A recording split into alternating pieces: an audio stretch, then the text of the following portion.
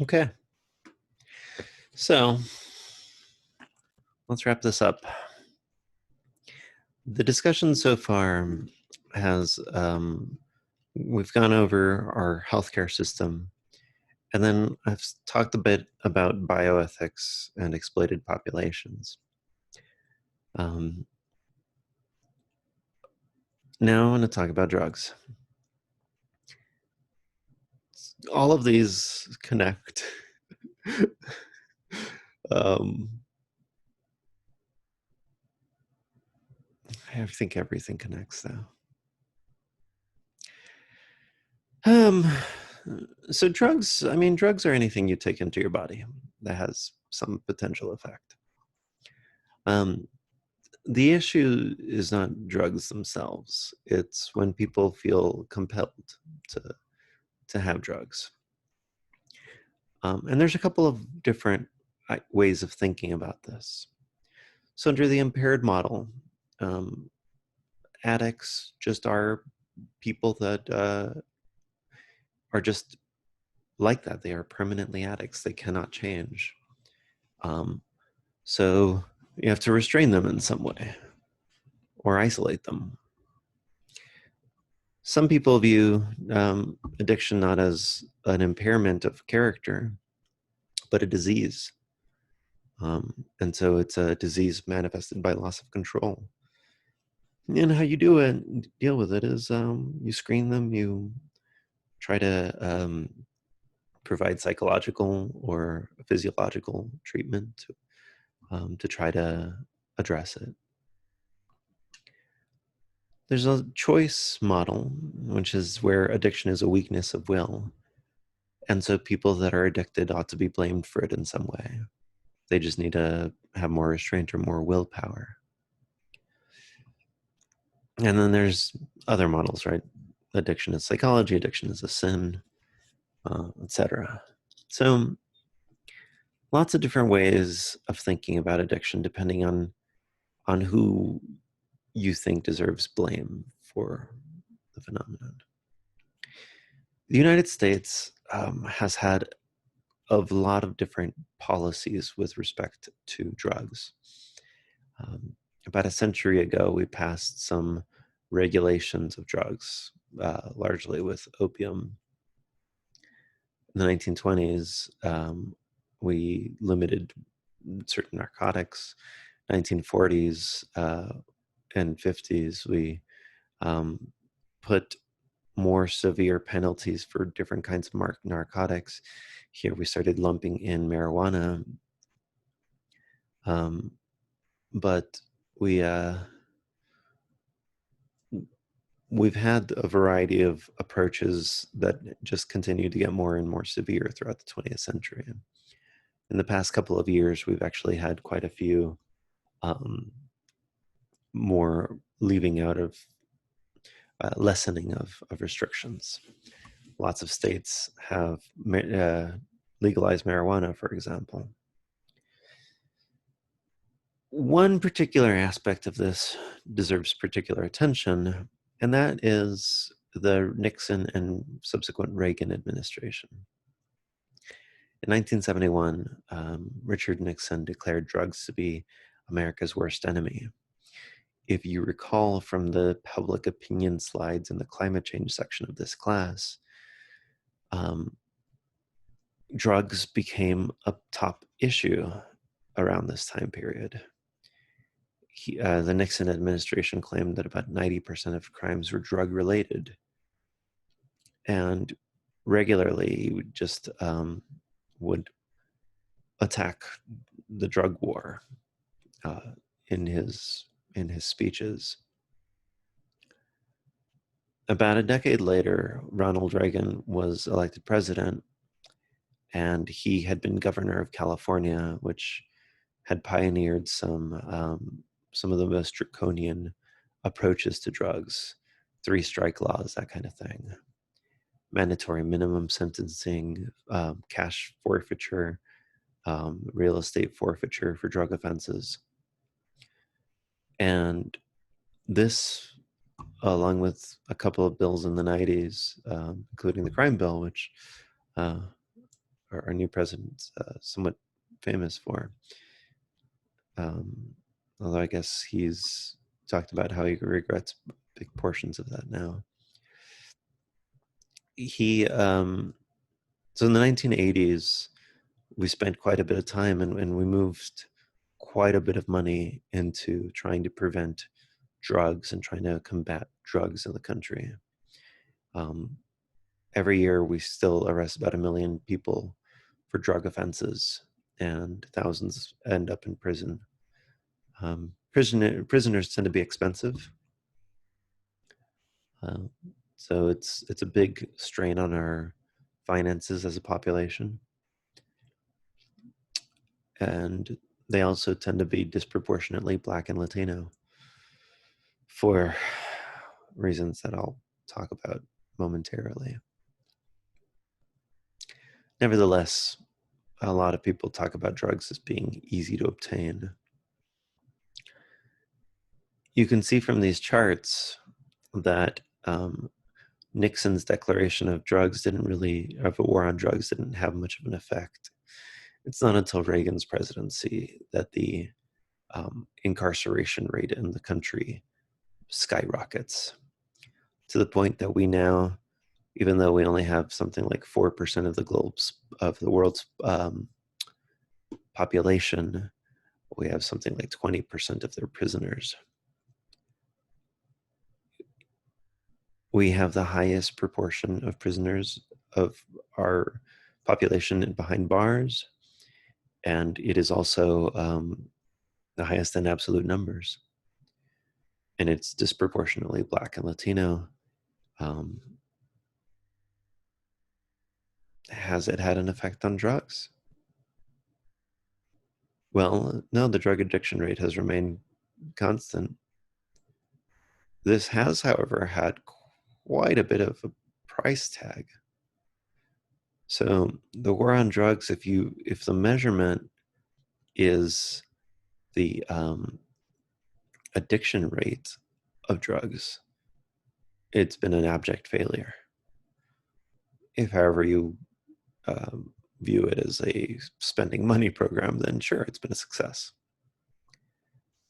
It's also had a bunch of other qualities. So it turns out, we found out this year that most of the 200 biggest outbreaks have been among prison and nursing home populations. And the United States just has a lot of prisons.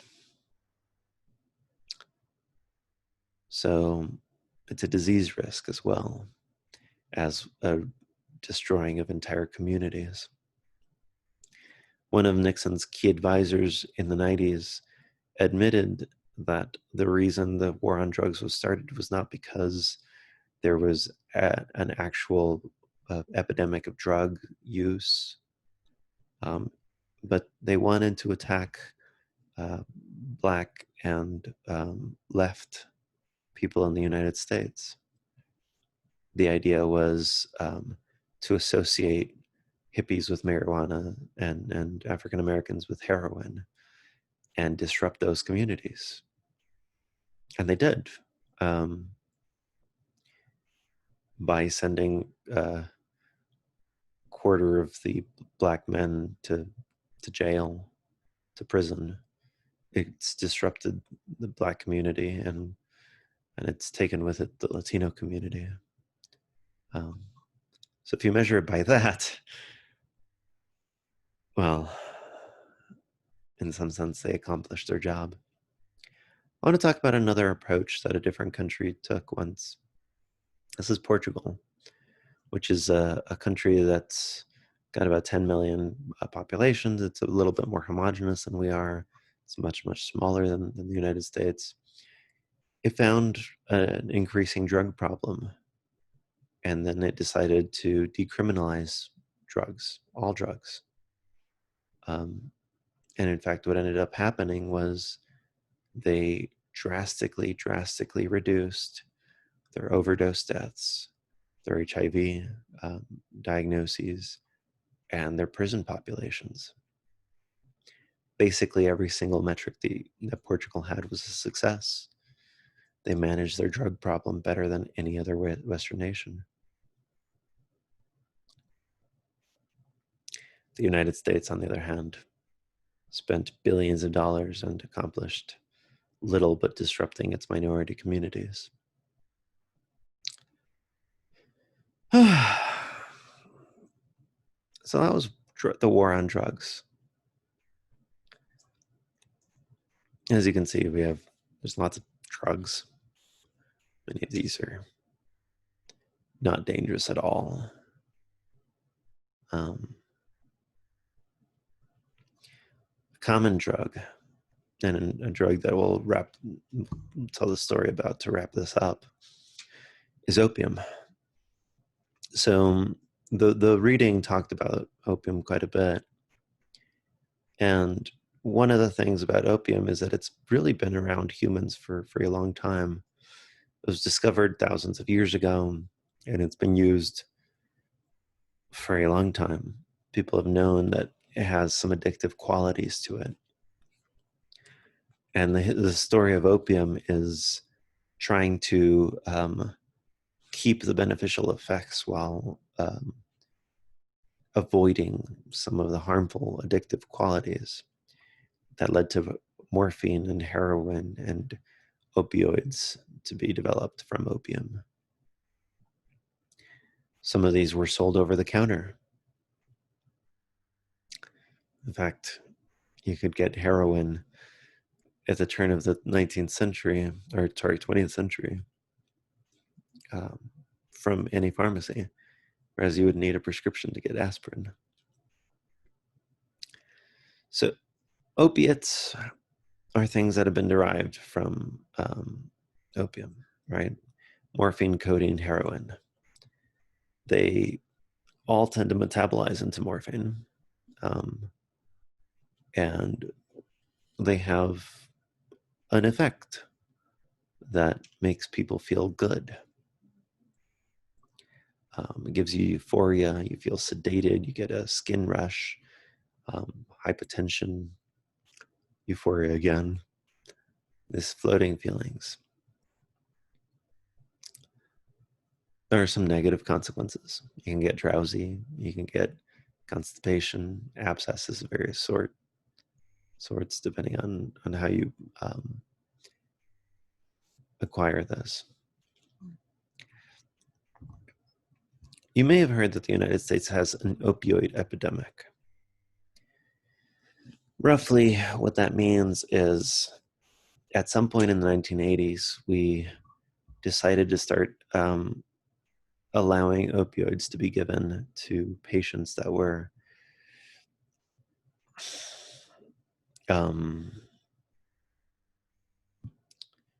not terminal. And so people with chronic pain were prescribed these as pain relief, and a percentage of them developed an abuse disorder, which then they began to trade for harder drugs, many of whom suffered and died when they acquired some of these drugs. There are more opioid deaths every year than car accident deaths in the United States, and they are continuing to go on. And it disproportionately affects white people. Part of the reason it disproportionately affects white people in this country is because doctors prescribe Black and brown people pain relief medications at a lower rate because they think that they would abuse the medications. And there's evidence that they don't take their pain seriously. As a result, it's led to this crisis that has destroyed entire communities. The United States has seen an increase in what are called deaths of despair over the past couple of years in terms of suicides and opioids. It actually has decreased the life expectancy for the first time in recorded history um, primarily among white men. I'm told that I shouldn't use the deaths of despair language because there had been deaths of despair during the crack epidemic and during all sorts of other issues that affected minority populations. But we only started thinking about it as a death of despair when it hit white populations. I mean, I don't know. I don't know how to think about this terminology. The point is, opioid deaths um, have killed more people now than HIV did. They kill more people than died. Um, they kill more people every year than died in the wars in the Middle East or in the Vietnam War on the American side, or gun deaths. As some of these are from heroin, some of these are from prescription drugs. Fentanyl's a common one. So back to this. When we think about drugs, we've been thinking about opioids as a health crisis, and we didn't think about any of the other drugs at other periods in history as drug crises. An analysis that you can give is that maybe we've gotten better over time at how we think about this. We no longer think about it as an impairment or a bad choice. Another analysis, which I think a lot of people are more sympathetic to, is that the reason we treat opioids as a health problem and not a drug problem is because it affects primarily white people. I don't know. I'm not sure I know much of anything these days.